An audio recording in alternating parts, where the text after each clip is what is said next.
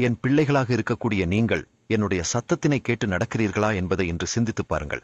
என் ஜனமாகிய உங்களுக்கு வேதாகமத்திலிருந்து சொல்லுகிறேன். எரேமியா 11ஆம் அதிகாரம் 3ஆம் வசனம். என் சத்தத்தை கேட்டு நான் உங்களுக்கு கற்பிக்கிறபடியே எல்லா காரியங்களையும் செய்யுங்கள், அப்பொழுது நீங்கள் என் ஜனமாயிருப்பீர்கள்.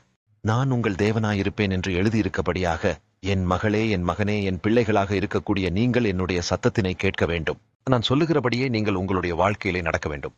என் மகளே, என் மகனே, நீங்கள் இன்று சிந்தித்துப் பாருங்கள். கர்த்தராகிய நான் சொல்லுகிறபடியே நீங்கள் வாழ்கிறீர்களா என்பதை உங்களுடைய வாழ்க்கையிலே சிந்தித்துப் பாருங்கள். என் மகளே, என் மகனே, நீங்கள் தேவ சமூகத்திலே எனக்காக காத்திருக்கும் பொழுது என்னுடைய சத்தம் உங்களுக்கு கேட்கும் என்று வாக்கு கொடுக்கிறேன்.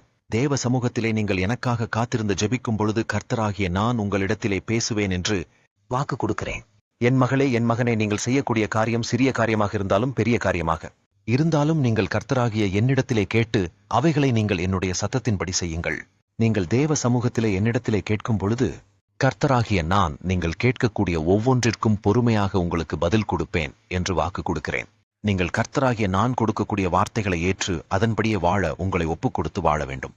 கர்த்தராகிய நான் உங்களுக்கு கொடுக்கக்கூடிய பதில்களை நீங்கள் பெற்றுக்கொள்வதற்கு முதலில் எனக்காக காத்திருக்க வேண்டும். நீங்கள் செய்யக்கூடிய எந்த காரியத்திலும் கர்த்தராகிய என்னுடைய ஆலோசனை இல்லாமல் செய்யக்கூடாது. என் மகளே, என் மகனே, நீங்கள் இன்றையிலிருந்து தீர்மானம் பண்ணுங்கள்.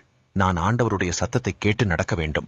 கர்த்தர் சொல்லுகிற காரியத்தினை நான் செய்ய வேண்டும். இன்று ஏதோ ஒரு குழப்பத்தோடு இருக்கிறீர்கள் அல்லவா? இந்த காரியத்தினை செய்யலாமா அல்லது வேண்டாமா என்று ஒரு கலக்கத்தோடு இருக்கிறீர்கள் அல்லவா?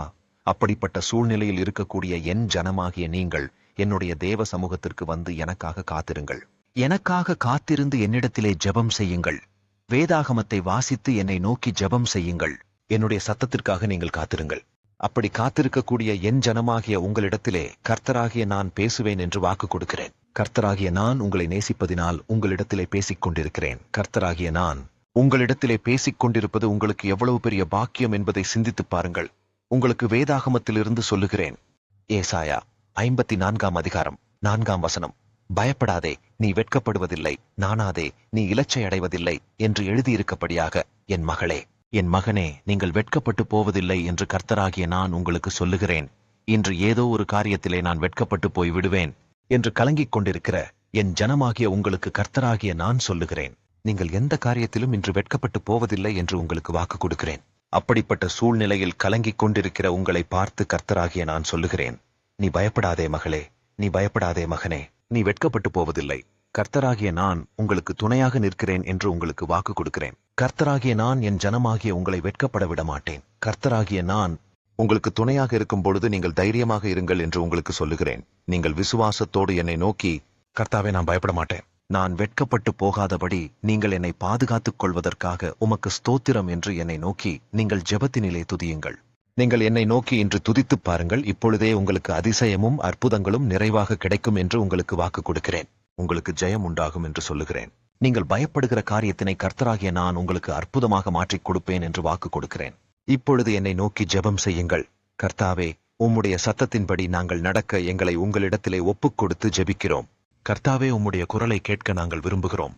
கர்த்தாவே, நாங்கள் செய்யக்கூடிய ஒவ்வொரு காரியத்திலும் எங்களுக்கு ஆலோசனை கொடுத்து எங்களை வழிநடத்துவதற்காக உமக்கு ஸ்தோத்திரம்.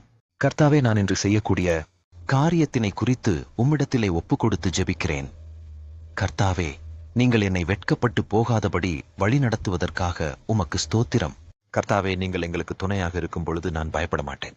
கர்த்தாவே, நாங்கள் உம்மை விசுவாசிக்கிறோம் என்று என்னை நோக்கி நீங்கள் ஜெபத்தினிலே ஆராதியுங்கள். அப்பொழுது உங்களின் ஜெபத்திற்கு செவி கொடுத்து உங்களுக்கு இறங்கி உங்களுக்கு அற்புதங்களையும் ஆசீர்வாதங்களையும் நிறைவாக கொடுப்பேன் என்று வாக்கு கொடுக்கிறேன்.